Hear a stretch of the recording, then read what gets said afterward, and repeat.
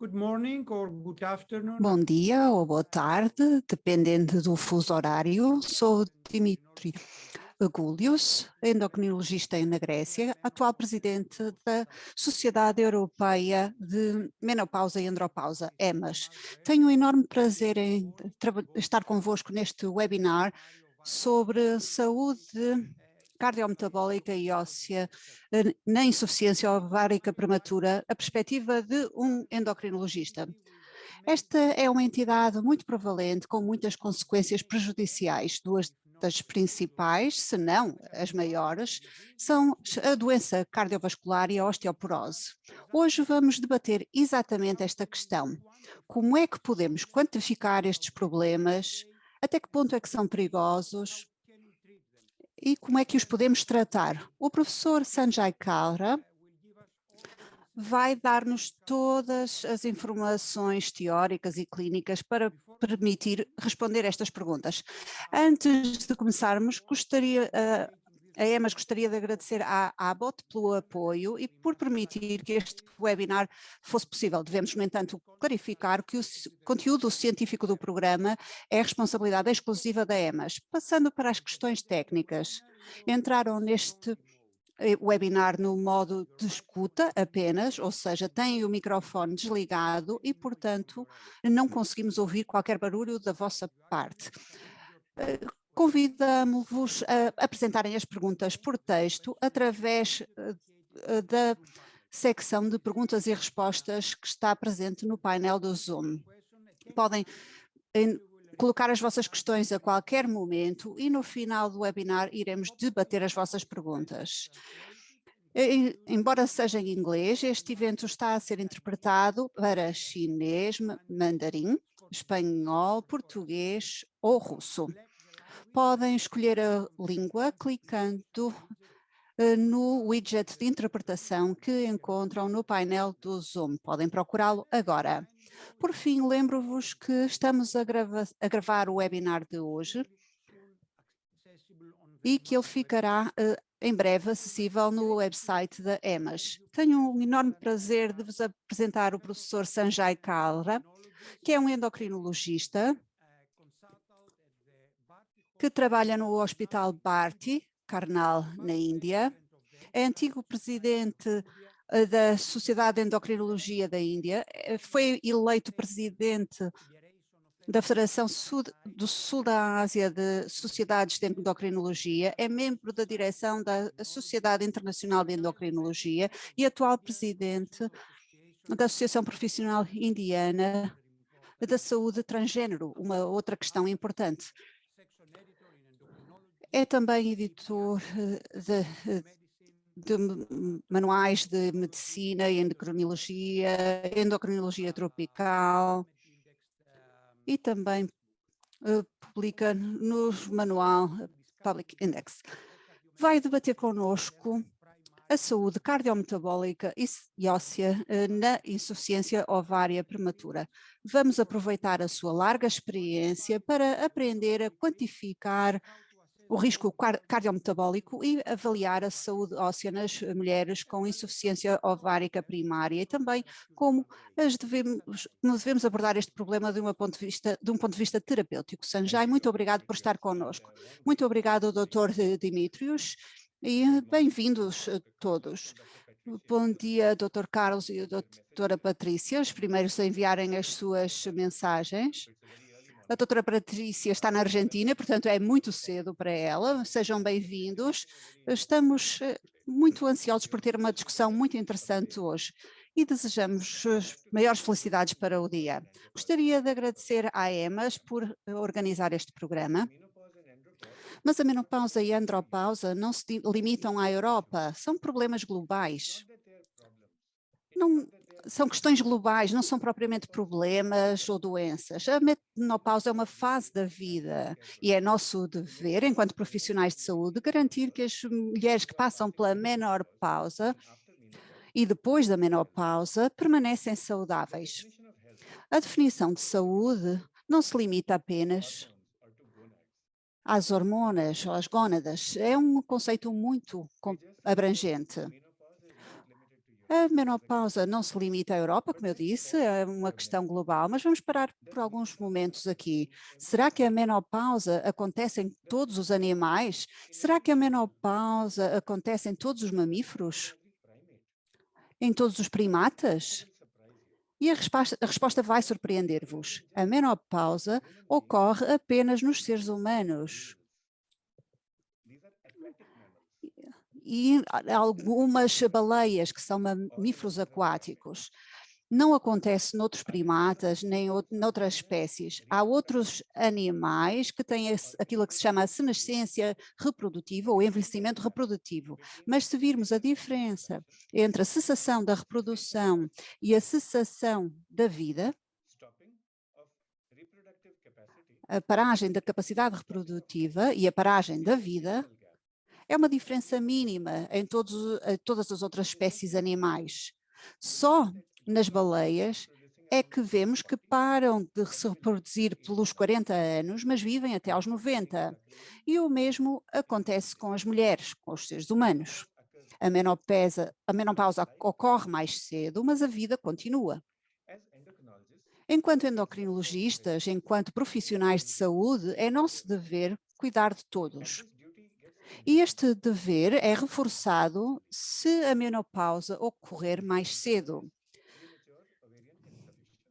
Isto chama-se a insuficiência ovárica prematura. Nós sabemos quais são as médias da menopausa nos nossos países. Na Índia é de cerca de 47 anos, mas na Europa e na América do Norte pode chegar aos 51 anos.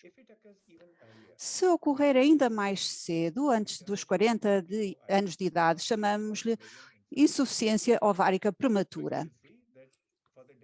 E, portanto, verão que para a definição de menopausa temos definições específicas para a geografia, mas no que se refere à IOP, há uma definição global. Há três coisas que têm de estar presentes se a queremos diagnosticar. Em primeiro lugar, a cessação dos períodos. Em segundo lugar, um nível de FSH elevado, tem de ser medido 2 vezes. E o que é mais importante, a idade tem de ser inferior a 40 anos. É isto que é a IOP. A IOP é bastante comum, acontece em cerca de 5% das mulheres da Índia. E o impacto sente-se muito além da cessação dos períodos ou falta de fertilidade. A IOP leva a sintomas vasomotores, sintomas genitourinários e que são mais graves do que aqueles que havemos na menopausa natural. Também pode predispor as mulheres para a doença de Alzheimer, alterações do humor, má qualidade de vida e pode também ter impacto na saúde óssea, na saúde cardiovascular e no risco de diabetes.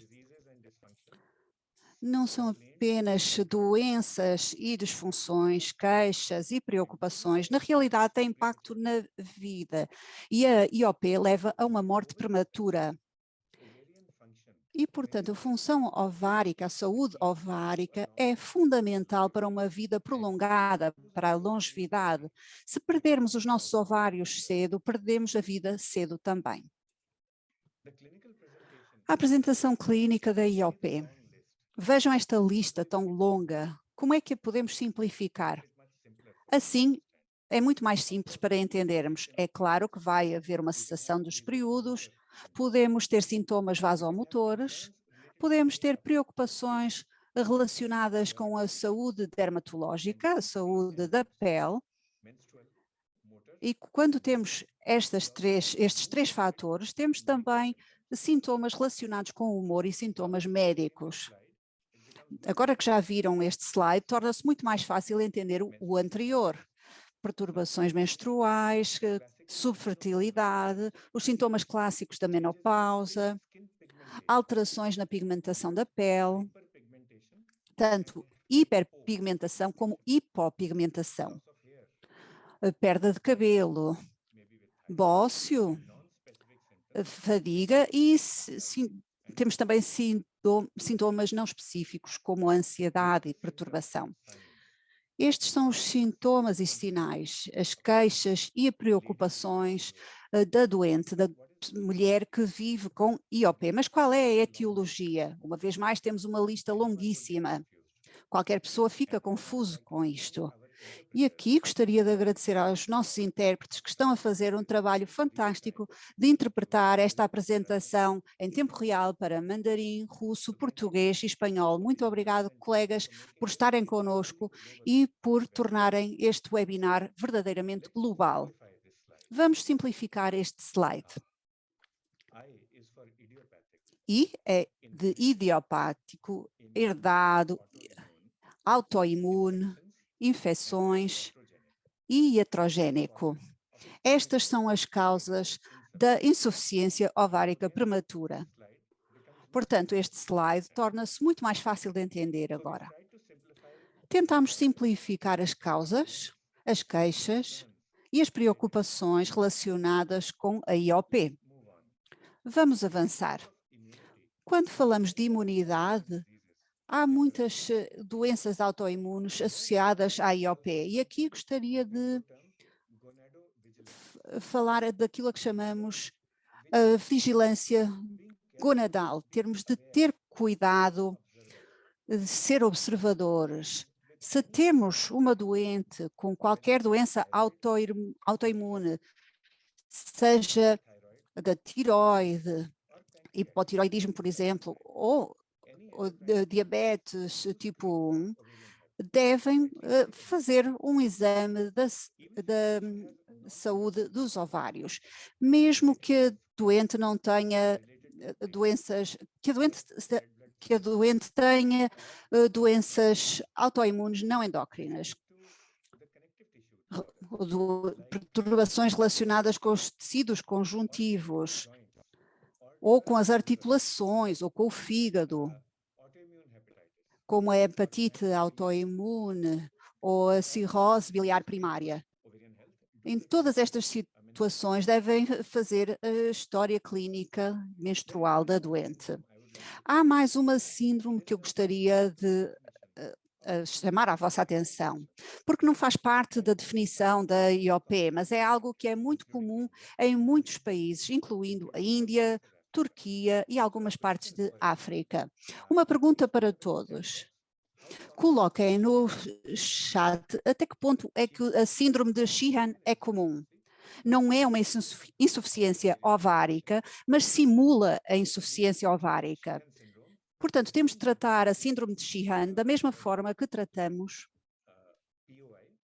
a IOP, e é claro que temos de dar mais alguma atenção às mulheres com síndrome de Sheehan.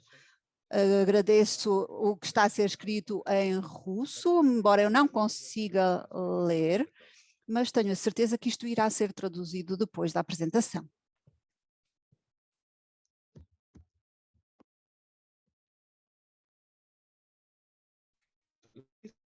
Como dissemos, a insuficiência ovárica primária tem muitas queixas, muitas preocupações e suscita muita confusão. Mas estas consequências, as queixas e as preocupações e as consequências da IOP podem ser elencadas numa mnemónica muito simples dos 6 M's. M de maternidade, porque há um problema ao nível da maternidade. M também se refere a mecânico ou musculoesquelético, porque há problemas musculoesqueléticos. M também é de metabólico, porque há problemas metabólicos nas mulheres com IOP. Também significa mood, que é humor em inglês, e micção, ou seja, há problemas genito-urinários. E também representa mortalidade. Portanto, na apresentação de hoje vamos falar das questões mecânicas e das cardiometabólicas. E, em primeiro lugar, vamos centrar-nos nas questões cardiometabólicas. A minha apresentação diz que eu vou dar a perspectiva de um endocrinologista, mas aquilo que vamos fazer é dar uma perspectiva humana, centrada no ser humano, centrada na mulher, na pessoa. É tudo o que vamos fazer hoje na próxima meia hora. Estejam à vontade para partilhar os vossos comentários, perguntas e dúvidas e digam-nos como é que lidam com a IOP em termos de saúde cardiometabólica e óssea, e quais são os desafios que enfrentam, quais são as soluções e as boas práticas que implementaram na vossa prática clínica. Agora vamos centrar-nos nas questões cardiovasculares. As mulheres com IOP têm um risco de mortalidade 80% superior devido à doença cardíaca isquémica. Quanto mais cedo desenvolverem menopausa, maior vai ser o risco de mortalidade. Por cada ano que conseguirmos atrasar a menopausa, o risco de mortalidade cardiovascular diminui 2%. Mas cada ano em que a menopausa começa mais cedo, aumenta o risco em 2%. Isto deve-se a vários motivos: disfunção endotelial, disfunção autonómica, dislipidemia, resistência à insulina e também excesso de peso. E é por esse motivo que o Colégio Americano de Cardiologia e a Associação Cardíaca Americana consideram a IOP, a insuficiência ovárica prematura, como fator de risco para a doença cardiovascular.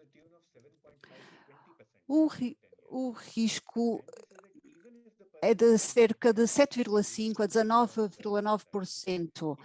Mesmo que não haja diabetes, a doente tem de fazer terapêutica com estatina acima dos 40 anos. Portanto, é um fator de risco de doença cardiovascular. E isso deve-se a múltiplos problemas, incluindo alterações na distribuição da gordura, na função da gordura, alterações no metabolismo da glicose e dos lípidos, e é por esse motivo que, com muita confiança e veemência, solicitamos a todos que estejam atentos à função cardíaca das mulheres que têm uma cessação precoce da menstruação, uma paragem prematura dos períodos. Prestem atenção à função cardíaca. Tratem a IOP como equivalente à diabetes em termos de risco. Na realidade, tratem a IOP como equivalente à doença cardiovascular aterosclerótica ou aterosclerose. Muito poucas doentes na vossa clínica, sejam ginecologistas ou endocrinologistas, avaliarão esta doença completamente. Normalmente só é detectada depois de aparecer, seja através de um infarto miocárdio ou um AVC. Mas como a IOP é um fator de risco, temos que dizer que tem um risco equivalente e devemos também mostrar que a IOP imita a aterosclerose. Por quê? Porque na IOP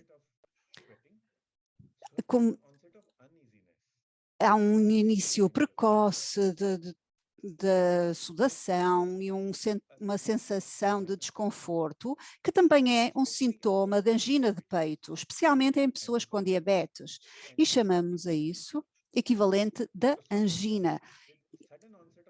E, portanto, alguém com uma sudação precoce, que é desproporcionada em relação à temperatura ambiente, esta pessoa pode estar a sofrer um ataque de pânico, pode estar a sofrer de angina de peito, pode estar a ter um ataque isquémico transitório, mas também pode estar a ter uma insuficiência ovárica prematura. Portanto, a IOP é equivalente à aterosclerose e também imita esta doença. Como é que podemos ser cardiovigilantes? As orientações americanas dizem-nos que devemos dar estatinas às mulheres com mais de 40 anos. Também podemos medir o risco cardiovascular. O risco cardiovascular pode ser medido através de vários motores de risco e um deles é o Q-RISK-3, que vem do Reino Unido, mas que é específico. E quando utilizamos esta ferramenta, podemos colocar a etnia a que pertence a doente e também calcular o risco cardiovascular da pessoa. E, portanto, isto vai ajudar-nos. Doutor António, doutora Lourdes, doutor Leonardo, obrigada por falarem connosco em inglês, em espanhol, o doutor Pedro também, e agradeço também a oportunidade de aprendizagem. A doutora Levati disse que trabalha com esta questão na sua prática. A doutora Sandra e o doutor Pedro dizem que é bastante pouco frequente E o Dr. Lardo diz que é ligeiramente frequente.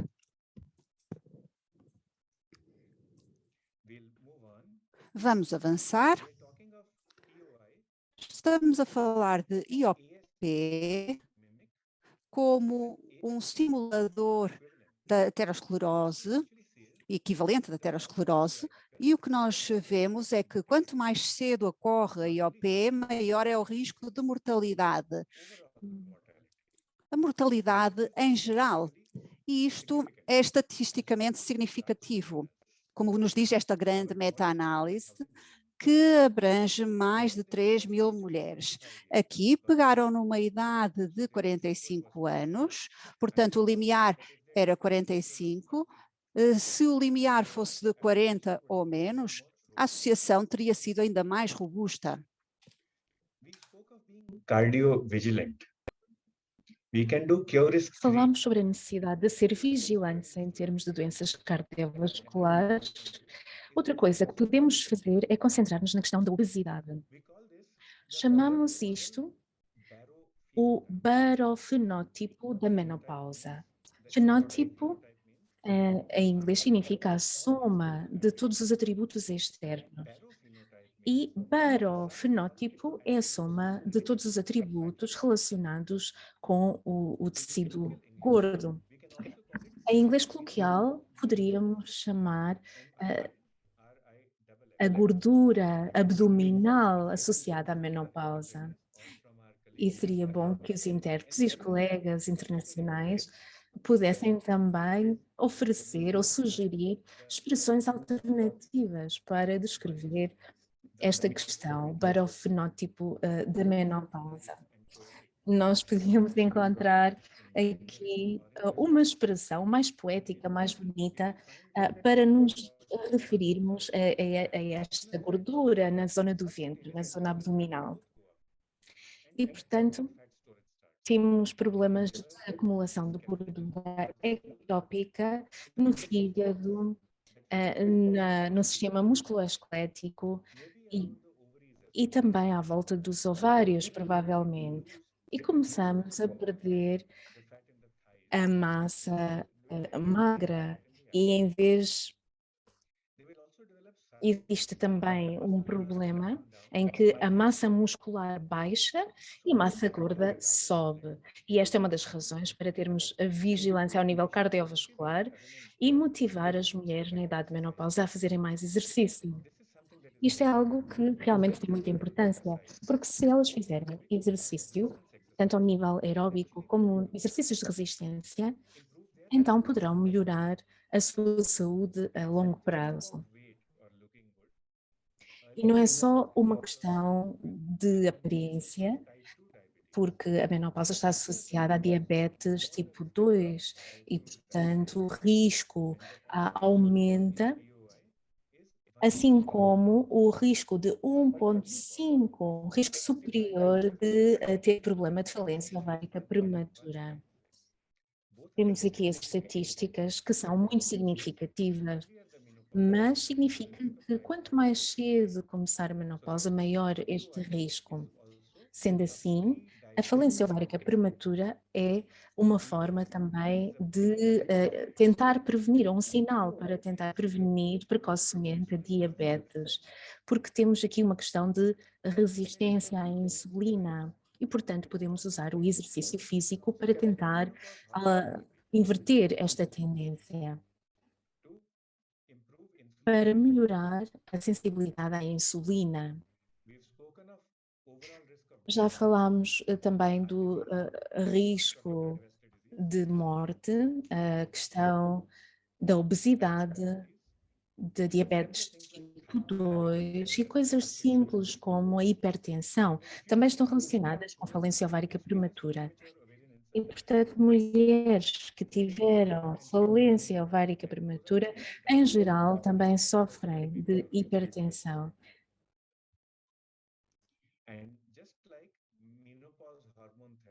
Assim como a terapêutica hormonal da menopausa aumenta a sensibilidade normotensiva, este tipo de terapia pode melhorar a saúde cardiometabólica da mulher. E às vezes as mulheres têm dificuldade em aceitar todos estes conselhos. E nós temos de dizer que a evolução lhes deu ovários que deviam durar até aos 50. E, portanto, a esperança média de vida agora é mais longa, mas os ovários acabam por não ser suficientes para acompanhar o ciclo mais longo de vida. É importante manter uma boa saúde e temos que transmitir esta informação de uma forma amigável, de uma forma sensível, encorajar as mulheres a ter uma vida mais longa e mais feliz, mais significativa, mais saudável. E quando nós falamos de juventude, uma juventude sustentável, as pacientes começam a ouvir e concordam em receber o tratamento para a falência ovárica prematura.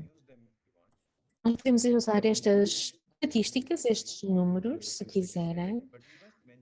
Também devemos referir que não existe uma associação com o risco de AVC. Existe, no entanto, uma associação, uma relação com a morte relacionada com a doença dos ovários.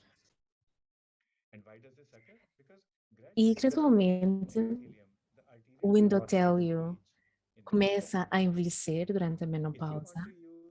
E se quisermos usar a terapêutica de substituição hormonal na menopausa para prevenir a aterosclerose coronária, então temos várias modalidades. É preciso iniciar o tratamento numa fase precoce. Até aos 55 ou 65 temos benefícios visíveis. Se esperarmos demasiado tempo, nessa altura as placas já estão desenvolvidas e já não é possível reverter a situação através do uso de estrogênio. As questões cardíacas, coronárias são muito importantes, mas vamos falar agora de algo mais forte, que são os ossos. Nós estamos a ver todas as perguntas que nos estão a chegar de todo o mundo, Caracas, Venezuela, também Dr. Marino, Dr. Tebessa, tantas pessoas que estão a acompanhar e não se preocupem que teremos tempo para conversar convosco e responder às perguntas no final. Portanto, o osso é a parte mais forte do nosso organismo, 25%, e baseia-se em estrogénios, é formado por estrogênio. E é uma parte muito ativa também do nosso organismo. O osso é também um alvo das hormonas e uma fonte de hormonas ao mesmo tempo, além de ser um campo de batalha para as hormonas. E, portanto, no osso nós temos formação óssea contínua.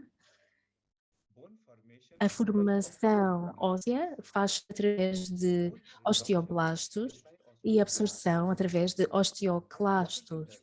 O que o estrogênio faz é aumentar a atividade osteoblástica e suprimir a atividade osteoclástica. E, portanto, o que acontece na falência ovárica prematura, de repente os osteoblastos ficam mais fracos e os osteoclastos trabalham mais, e essa é a razão pela qual as mulheres acabam por ter osteopenia ou osteoporose. A osteopenia é muito frequente em mulheres com uma longa história de deficiência de estrogênio, mulheres que não fazem exercício, mulheres que não tomam vitamina D ou cálcio e também mulheres que não fazem tratamentos, não aderem ao tratamento com estrogênio ou a terapêutica hormonal para a menopausa. Isto leva a morbilidade e mortalidade superiores. Portanto, quando recebemos a paciente com este tipo de sintomas, nós devemos aconselhar deve começar a fazer exercício, tomar vitaminas, mas também aplicar um tratamento, uma terapêutica de substituição hormonal para a menopausa.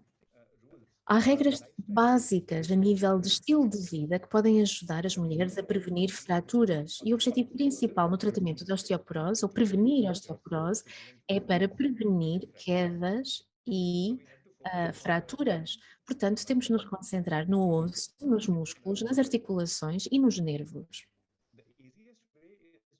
A forma melhor de fazer isto é através de uma DEXA, de uma densitometria, que nem sempre está disponível.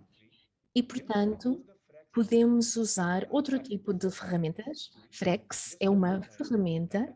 Se vocês escreverem FREX no Google, podem encontrar informação no vosso país ou num país próximo e vejam o que é que esta ferramenta faz. Para todas as mulheres com falência ovárica prematura, o mais importante é aprender um estilo de vida saudável, oferecer terapia de substituição de estrogênio, menos que seja contraindicado, e não dar contraceptivos orais, porque aqui o objetivo não é a contracepção. Temos de oferecer a terapêutica hormonal para a menopausa. Este tipo de terapêutica será mais favorável para o osso, mais segura para o metabolismo em si. E se a paciente tem útero intacto, então podemos dar progesterona e estrogênio. E se a paciente não tiver útero, então poderemos usar apenas estrogênio. Podemos oferecer este tipo de tratamento até à idade de 50 e se o paciente tiver alguma disfunção, algum distúrbio associado, ou se tiver osteoporose, podemos prestar ou oferecer outro tipo de tratamento, talvez bisfosfonato ou outro tipo de tratamento alternativo. E é desta forma que nós abordamos a saúde cardiovascular e a saúde óssea. Temos de explicar a todas as nossas pacientes que sofrem de falência ovárica prematura e aos membros da sua família que a falência ovárica prematura é uma coisa que acaba por precipitar a osteoporose e as fraturas, mas que estas podem ser prevenidas. E não basta explicar-lhes isto, é preciso explicar de uma forma sensível, com muita empatia. E também explicar que nós podemos lidar com os desafios, nós entendemos as preocupações que o paciente tem. Se houver sintomas vasomotores, então podemos ajudar com os tratamentos adequados. Se os sintomas forem genito-urinários, que estão relacionados com a sexualidade, mais uma vez podemos oferecer a ajuda mais adequada ao nível de esperança média de vida. Parece que talvez também possamos ajudar em relação à saúde óssea e cardiovascular, sem dúvida. A terapêutica hormonal da menopausa é de grande ajuda e temos de começar de uma forma precoce. Devemos excluir todas as contraindicações e dar início ao tratamento logo que possível. Nós vamos poder ajudar as mulheres na sua qualidade de vida, mas ao ajudarmos ao nível dos sintomas vasomotores e ao nível de disfunções sexuais, em geral, a qualidade de vida vai melhorar. E também é possível ajudar ao nível cognitivo, de acordo com estudos recentes. Como é que nós podemos ajudar? Nós vamos oferecer ou sugerir modificações do estilo de vida, mas ao mesmo tempo sugerir o início da terapêutica hormonal para a menopausa. Podemos começar apenas com estrogênio, que pode ser por via oral ou transdérmica, e temos também o estradiol como uma das opções, micronizado. E em alguns casos temos progesterona micronizada e dihidrogesterona, que é um método muito seguro de manter o útero, o corpo inteiro, o peito também, e todo o corpo com mais saúde. Além disso, a sua utilização é muito segura e é muito amiga do metabolismo, ou seja, funciona bastante bem ao nível metabólico. Podemos usar as combinações de estrogênio e progesterona de forma contínua ou sequencial. Se usarmos de forma contínua ou sequencial, isto vai depender da opção da paciente, se a paciente quer ou não ter períodos. Portanto, vai depender também da idade e da severidade dos sintomas vasomotores. De uma forma geral, vai ser uma tomada de decisão partilhada pelo médico e pela paciente. Como é que nós podemos usar este tipo de fármaco? Na maioria das pacientes eu uso a terapia combinada em doses pequenas, talvez apenas 5 miligramas, estrogênio apenas 1 miligrama, e nas mulheres com falência ovárica prematura, então uso doses um pouco mais altas, talvez 2 miligramas e 10 miligramas. E como? Em que formato? De uma forma cíclica, ou seja, a cada 28 a 35 dias. E temos também combinações múltiplas disponíveis na Índia. E seria interessante saber quais são as combinações ao nível de terapêuticas de substituição hormonal que têm nos vossos países. Como eu já disse, uso 1 mais 5, as doses mais baixas, e no caso da falência ovárica prematura, então 2 mais 10.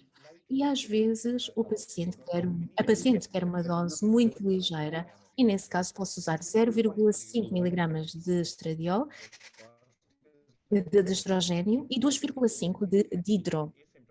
E isto é possível em alguns casos, dependendo dos sintomas.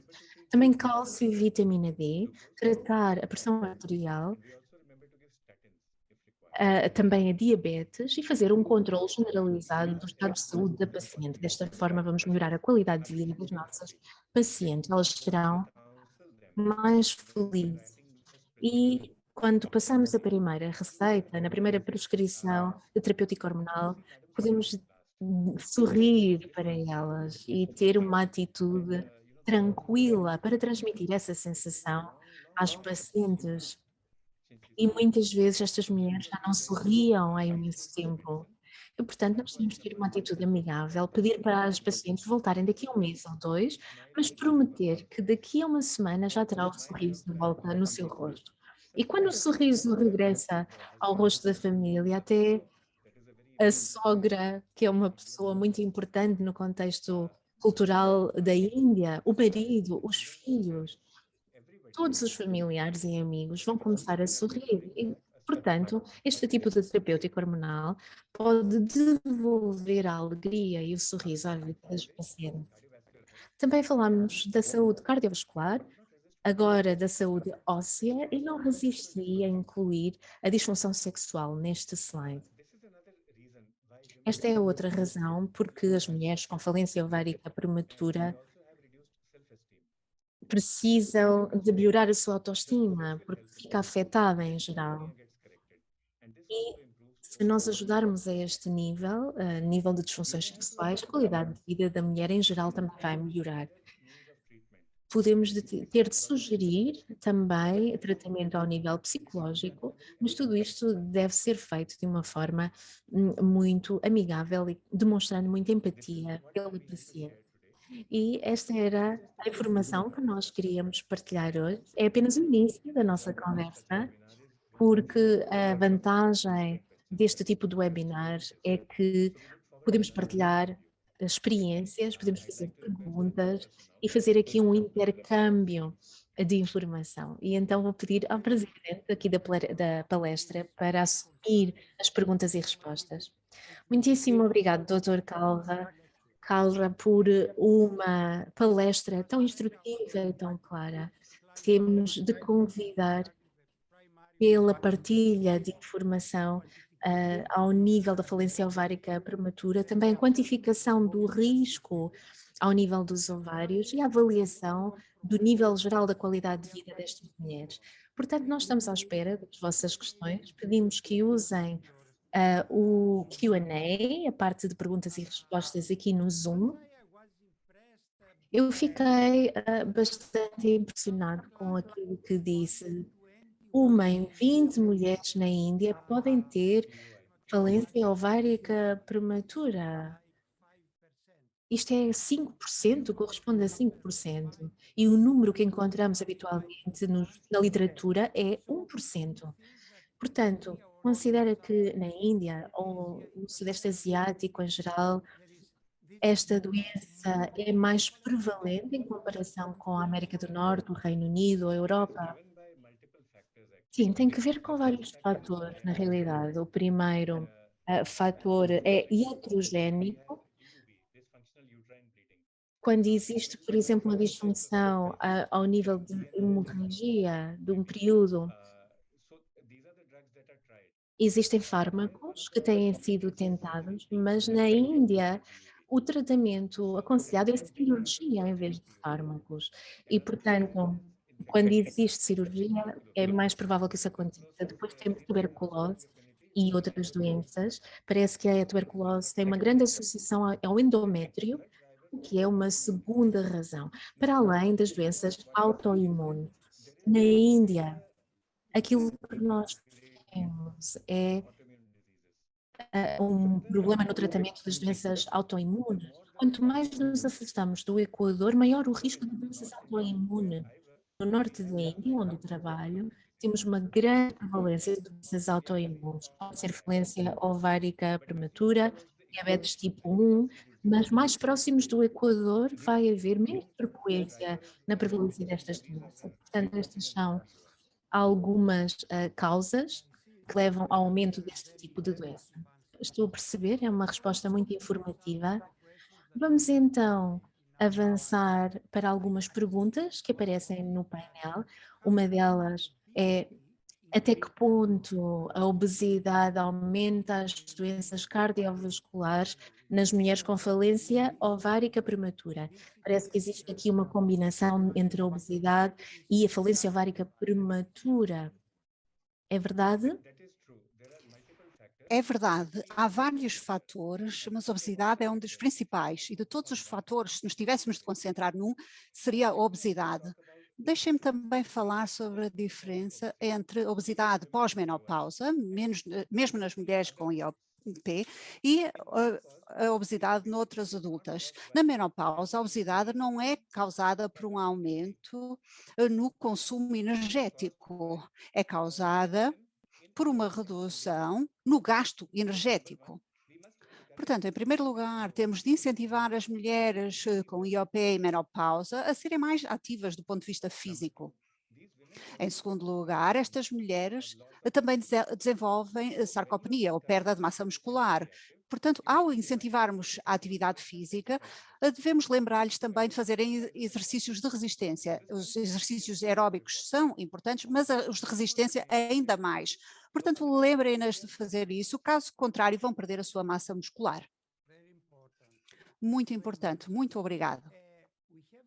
Temos uma pergunta sobre se sabemos quais são os fatores preditivos do desenvolvimento da doença cardiovascular na insuficiência ovárica primária.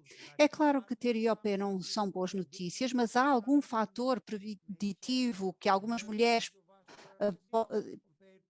que diga que algumas mulheres podem ter mais doença cardiovascular em comparação com outras? Sim, é uma pergunta muito importante, agradeço por terem-na colocado. Em relação à doença cardiovascular, as mulheres com afrontamentos graves e com sintomas vasomotores graves estão mais suscetíveis a desenvolver doença cardiovascular. Portanto, é um marcador fácil que podemos estar atentos na história clínica.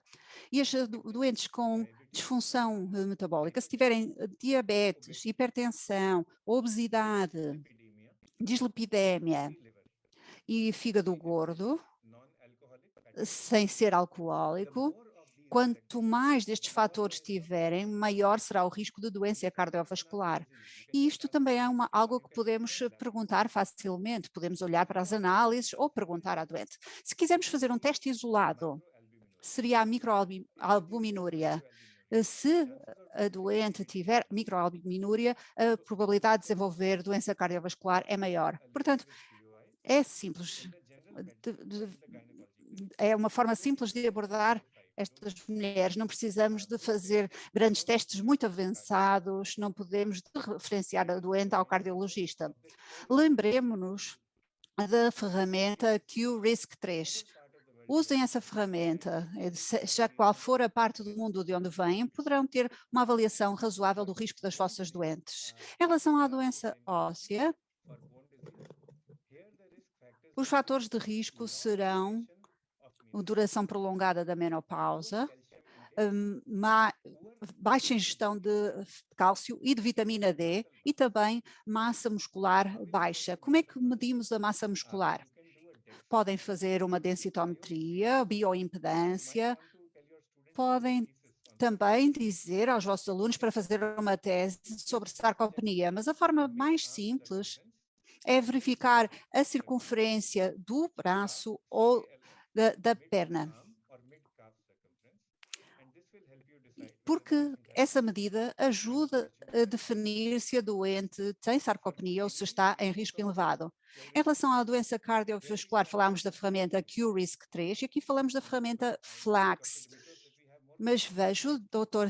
Dimitrios, que temos outras perguntas sobre o método FLAX.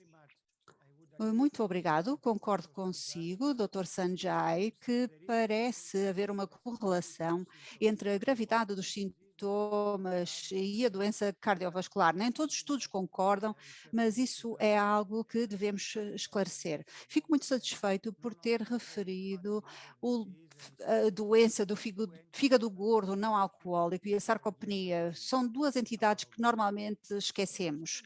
Vamos continuar. Tenho uma outra pergunta sobre a medição da densidade mineral óssea. A pergunta é: realizamos uma medição obrigatória da densidade mineral óssea para todas as mulheres com falência ovárica e amenorreia? E durante quanto tempo depois do início da amenorreia? A regra geral, as orientações ocidentais, mas o professor Dimitrios poderá dar-nos uma atualização sobre as diretivas, as orientações europeias. Solicitamos a DEXA 10 anos após a menopausa e na Índia 5 anos. Se pudermos fazer de 2 em 2 anos, ou se possível, anualmente. Há uma pergunta sobre a utilização do método FRAX nas mulheres com menos de 40 anos e o que podem fazer é verificar se a doente tem ou não artrite reumatoide, porque não falam sobre a insuficiência ovárica primária. A artrite reumatoide é mais frequente e, portanto, podem assinalar essa opção na ferramenta. Não se baseia em evidências, é algo que fazemos empiricamente, mas também fazemos isto com outras doentes. Muito bem, foi muito claro. Temos uma pergunta mais geral. Se as mulheres com insuficiência prematura com 36 anos têm sintomas vasomotores, maior tensão arterial, ganho de peso, recomenda-se o tratamento hormonal para a menopausa. Que dose de estrogênio é que utilizaria? Seria 1 ou 2 miligramas de estradiol? Eu utilizaria 2 miligramas. E eu concordo consigo, se é perimenopausa, 2 miligramas parece-me adequado, parece-me a dose adequada.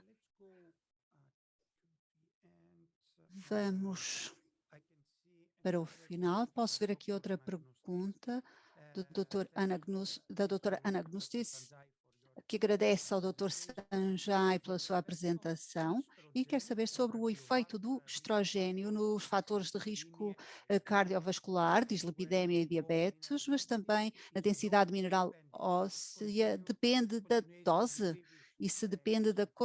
Isto vem na sequência da pergunta anterior. Se devemos insistir em doses mais elevadas de estradiol, por exemplo, 100 microgramas transdérmicos ou até 3 a 4 miligramas por dia para obter os benefícios máximos?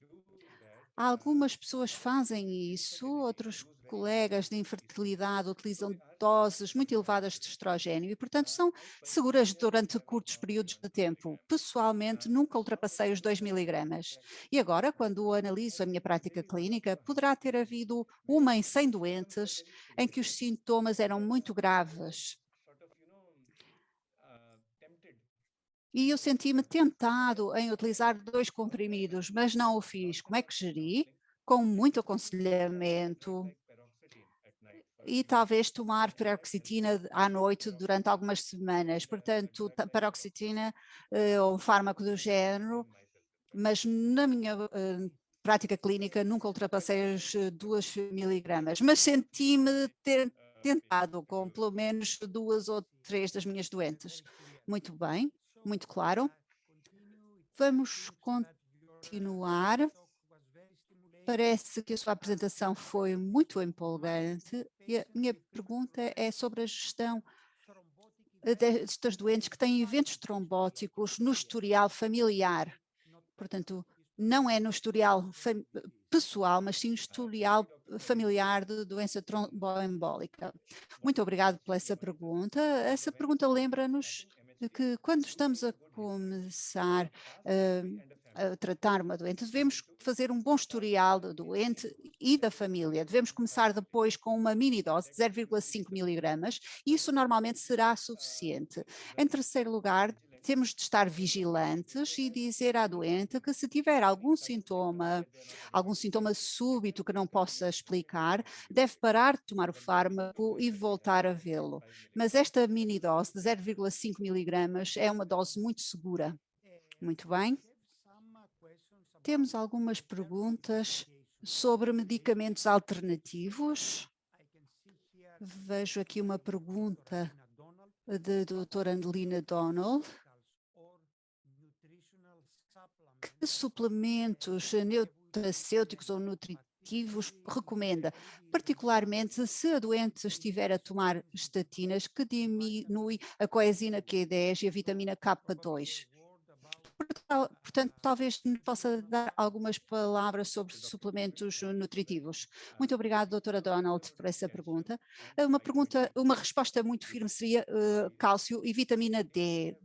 Na Índia, revimos as nossas orientações e agora pedimos 12 miligramas 1.200 miligramas de cálcio para as mulheres pós-menopausa. Outra resposta é que outros nutracêuticos como vitamina K2, nada disso é apoiado por evidências, portanto devemos evitar. Se a doente disser que quer utilizar, eu digo-lhe força, não sou argumentativo, nem me ponho contra, mas digo às minhas doentes que devem tomar cálcio e vitamina D.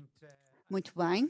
A Alina continua e pergunta sobre a dieta cetogénica baixa em hidratos de carbono para lidar com a resistência à insulina. Se tem algumas evidências sobre a dieta cetogénica nestas senhoras? Alina, deixe-me passar das evidências para a experiência. As evidências dizem-nos que não há qualquer valor, mas no curto prazo ajuda. Eu faço esta dieta e deixe-me dizer o que aconteceu comigo. Fiz a dieta keto há alguns anos, durante cerca de 2 meses e meio, e perdi muito peso, mas fiquei com dislipidémia. E depois, para a dislipidémia, tive de tomar estatinas. 10 miligramas não funcionou, portanto tomei 20 miligramas. E depois, com 20 miligramas, tive problemas. E depois precisei de 2 meses, sendo eu endocrinologista, levou-me 2 meses a diagnosticar a miocite e pensei que era algo psicossomático. E depois deste diagnóstico, precisei de mais 2 meses para resolver. Quando tudo isto terminou, já tinha voltado ao peso original e ainda consegui ganhar mais algum peso. A velocidade é muito boa. Se quiserem velocidade na vida, se quiserem ser rápidos, conseguem com esta dieta cetogénica, mas para termos velocidade sustentada, a velocidade numa direção específica, então a velocidade será zero com a doença cetogénica e é por isso que não incentivamos as doentes a seguir dietas restritivas, mas sim dietas equilibradas. E isto eu digo baseado não só nas evidências, mas na minha experiência própria. Um dos meus amigos na Índia, o Dr. Varun Sharma, ajudou-me muito quando eu estava a passar por esta fase e ajudou-me a sair disto. E agora, quando tenho alguma pergunta sobre a dieta cetogénica, recuo 4 anos e sou transportado para os problemas que enfrentei. Também tinha muito entusiasta na altura, mas amigos como o Dr. Varun ajudaram-me e, portanto, digo que devem pedir aos vossos doentes para não seguir uma doença cetogénica. Excelente. Algumas perguntas continuam a chegar. Vejo aqui mais outra pergunta com um caso de uma mulher de 32 anos com uma RH em 0,2, tem também menstruações ocasionais irregulares e mais nenhum sintoma de menopausa. Portanto, tanto quanto entendo, é uma senhora com baixas reservas nos seus ovários e as menstruações começam a ser irregulares. Este problema foi detectado devido aos problemas de infertilidade. Será que ela deverá estar em risco? Será que ela está em risco de insuficiência ovárica prematura? Com certeza está em risco, mas devemos, na realidade, deixar a doente continuar o tratamento de infertilidade, porque isso é a sua principal queixa, ela só quer um bebê. Portanto, os especialistas em infertilidade vão acabar por usar as mesmas hormonas, mas em doses mais elevadas.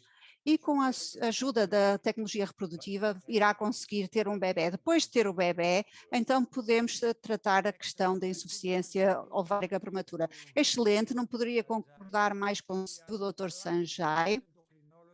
Enquanto endocrinologistas temos tratamentos para quase tudo, e isto eu diria que é um tratamento que é causativo, diria eu. Portanto, o ovário tem duas principais funções, produzir estrogênio e produzir óvulos. E nós temos tratamentos para ambas as questões. Podemos dar sempre estrogênio, a terapêutica hormonal para a menopausa, desde que não haja contraindicação, e na maior parte dos casos não existem contraindicações. Temos sempre também a opção da via transdérmica e também a reprodução assistida fez milagres nos últimos anos e, portanto, temos todo o espectro para a estimulação ovárica, o ciclo natural, até a possibilidade de ter um óvulo doado em países onde isso é permitido e podemos resolver praticamente todos os problemas. E poderá ser muito desencorajador para uma jovem senhora ser-lhe dito que tem insuficiência ovárica prematura, mas na realidade, na grande maioria dos casos, é um problema que pode ser resolvido. Tínhamos mais perguntas, mas estamos a chegar ao fim da nossa discussão de hoje. Antes de nos despedirmos, eu vou permitir ao Dr. Sanjay Kalra para dizer mais alguma coisa, algum comentário, uma mensagem final. Eu vou ainda tentar responder a algumas das perguntas e peço aos intérpretes que aguentem mais um pouco. Uma tem que ver com o estrogênio e a dose que devemos usar em mulheres mais jovens. As mulheres mais jovens são normalmente mais sintomáticas, por isso a dose é mais alta. E se quisermos uma terapia cíclica com períodos, então precisamos de uma dose mais alta. Para uma dose continuada, então uma dose mais baixa pode ser usada.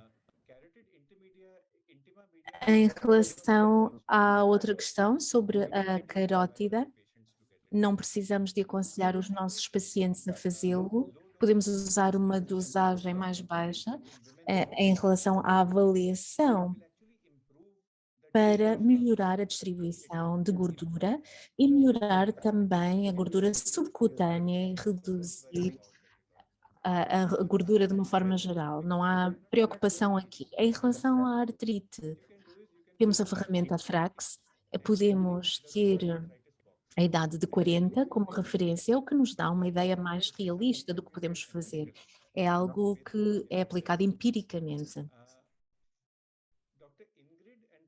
Em relação à doutora Ingrid Pina, sobre as mulheres que não fizeram tratamento nos últimos 10 anos e que têm agora mais de 60 anos de idade, com sintomas vasomotores e alterações do humor. Podemos aplicar também a terapêutica hormonal, depende então dos sintomas, do tipo de disfunções ou distúrbios que haja, por exemplo, distúrbios do humor ou sintomas vasomotor. Nesse caso, podemos dar início à terapêutica hormonal, mas nesta idade começamos com uma forma mais intensa e rápida, mas também serve apenas para corrigir os sintomas e depois acabar o tratamento. Talvez através da EMAS possa obter, Dr. Fakrutinova, o meu e-mail. Será um prazer continuar a comunicar. Talvez o professor Dimitrios possa então assumir também esta questão. Eu vejo que há aqui uma pergunta sobre Tibolona, que ainda está disponível, sim. É um fármaco bom para as mulheres em fase pós-menopáusica. Temos metabolitos com o estrogênio, a progesterona e outro método que é com androgênio. E temos ações favoráveis neste âmbito, favorável para o osso, a proteção do endométrio e pode ter também efeitos favoráveis no que diz respeito à disfunção de desejo sexual hipoativo que nós já referimos nesta apresentação. Caros colegas, chegamos assim ao final do webinar de hoje. Eu espero que, graças ao nosso orador, nós tenhamos agora uma ideia muito mais concreta sobre a avaliação na falência ovárica prematura e saibamos como tratar este tipo de problema. Discutimos também o papel da terapêutica hormonal da menopausa para tratar este tipo de problemas especificamente.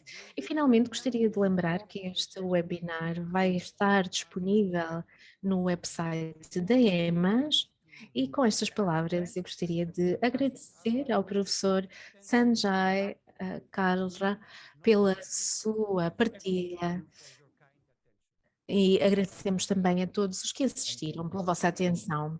Muito obrigada.